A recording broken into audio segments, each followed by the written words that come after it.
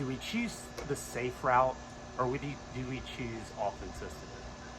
Hey everybody, thanks for tuning in. Boy, both of these have been things that have been lessons that have taken me a long time to learn.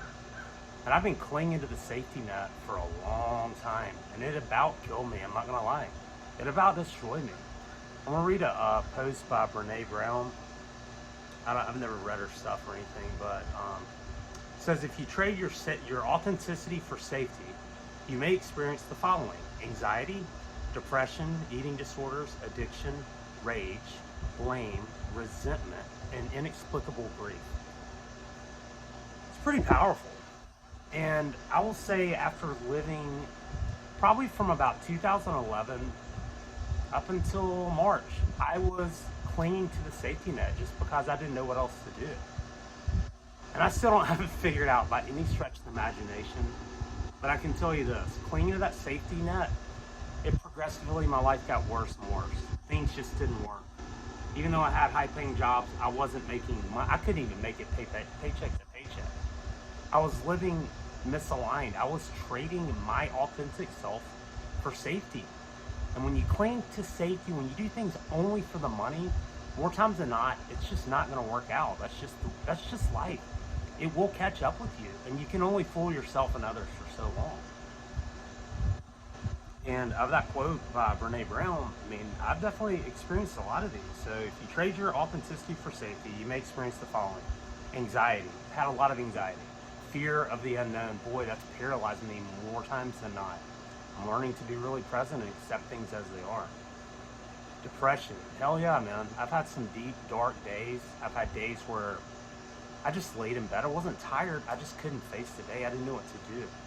And I guess that was my level of it. And I worked through that once again by being present, by changing my thinking and trying to raise my vibrational level, which helps. But also a big part of it is living authentically. It's much better now. In those jobs, as it got to the end, I couldn't make myself go do it anymore. It went against my soul. It would have killed me.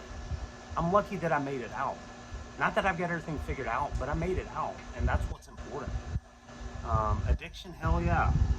I escaped alcohol for a long time, and I've moved past that. I'm not an alcoholic. I'm going to talk about that. I'm cured of it, and that's possible for anyone. But living misaligned, hell yeah.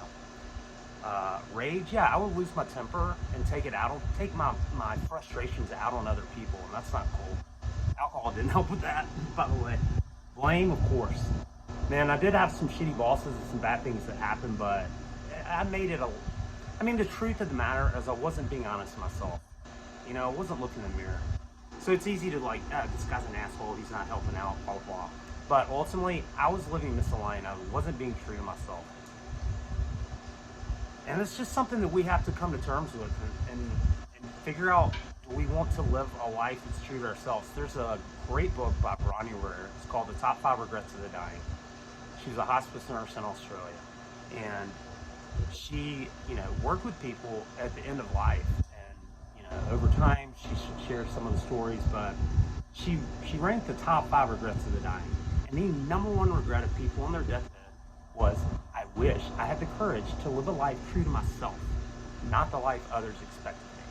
And how often are we doing that? How often are we doing a job or sticking in a relationship or doing certain things just to appease others or because that's what we're supposed to do?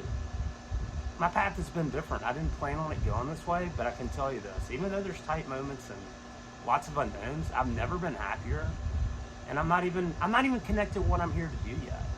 I have ideas of what it might be, but I don't know clearly. So I'm kind of in that void. I'm in that unknown space, but I have to keep going. When we cling to things that are safe, just for the safety option, just for the money, they're ultimately not going to work because we can't fool God. We can't fool the universe. So, if you're in a happiness situation in your life, you have to be you have to be honest with yourself. Are you staying with something out of safety, out of comfort? If you are, you're sacrificing your authenticity, and that's something that will bite you. All these things, when you trade authenticity for safety, these are things: anxiety, depression, eating disorders, addiction, rage, blame, resentment, inexplicable guilt. I mean, grief. Yeah, you're going to have all those.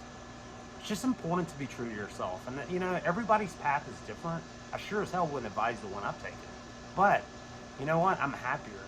And I'm at least able to work and serve people every day. It's tight, but hey, one day at a time. And at least I'm not miserable in what I'm doing. And that's a huge part of it.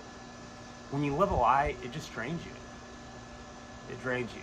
And look, I escaped to alcohol. Other people escape to other substances or behaviors, shopping, eating. Everybody escapes in some way. It's hard. It's hard living that lie.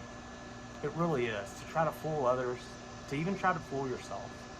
And sometimes you just have to lay it down and realize that nothing is more important than being true to yourself. Whatever that path needs to be for you, if you're in a bad situation, start finding a way to get out before it's too late. I mean, that literally is the top regret of people on their deathbed. Do you want to end your life that way? Regretting? Just knowing, like, I could have done more, but I was afraid. Damn it, it's too late. I don't want to live. I don't want to go out that way. And I don't think you do either. So just wanted to talk about that. It's something that's taken me about 7 years to learn, but you can't lie to yourself. You can't fool others. You can for a short period of time, but ultimately your soul is going to speak through, and it's going to call you in new directions. And I guess the thing that I'm learning is it takes a lot of courage, but there's good in every step along the way. And I know this is going to have a good ending, and I know that there's something more for me to do out there. Time will tell. But I'm here now, and I'm grateful to be living authentically. I am no longer clinging to the safety net, and my safety net had holes in it. Never caught me. So think about that. Try to be more authentic to yourself. Take baby steps. If you're in a job or relationship, whatever, I don't know, just start making plans. Try to move in the right direction. And at the same time, minimize the fear. Just focus on right now. If you're afraid of something, ask yourself, is it happening right now? Because if it's not happening now, it's simply not real. If it is happening now, it's the only time you can do anything about it. Thanks, everybody. Be authentic to yourself. Quit clinging to the safety net. Get off the edge. You got to get off the cliff. You got to jump. The net will appear. Thanks, everybody. Have a happy now. Because you can't be happy yesterday, and you can't be happy tomorrow. Thanks.